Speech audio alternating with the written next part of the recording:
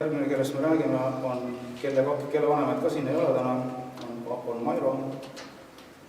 Mairo Klaari juhtum on selles mõttes oluline, et see jutt, mis tema kadumise kohta, tema kadumise päeval räägiti, on nii eluliselt ebausutav algusest peale, et ma imestan siiamaani, kuidas menetlejad seda uskuma jäi.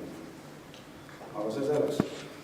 2. detsember 2007 aastal Mairo Klaar on sellises kohas nagu rehabilitatsioonikeskus Lootuse küla, kus rehabiliteeruvad taas ühiskonnastuvad tavaliselt kinnipidamisasutusest vabanenud inimesed. Mairo Klaar ei olnud kinnipidamisasutuses, tema saatis sinna või soovitas tal sinna minna sotsiaaltöötaja, sest tal oli probleem kanepiga.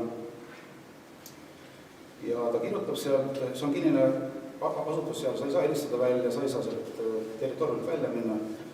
Seal on toimunud grupitöö ja nad teevad seal ka tööd ja kirjutused kirja oma emale, et too mulle ole hea talveks soojad tööriided. On pühapäevane päev, ema koos vennaga jõuab sinna Lootuse külla ja seal talle öeldakse, et teate mis, teie poeg 5 minutit tagasi on vist ära jooksnud.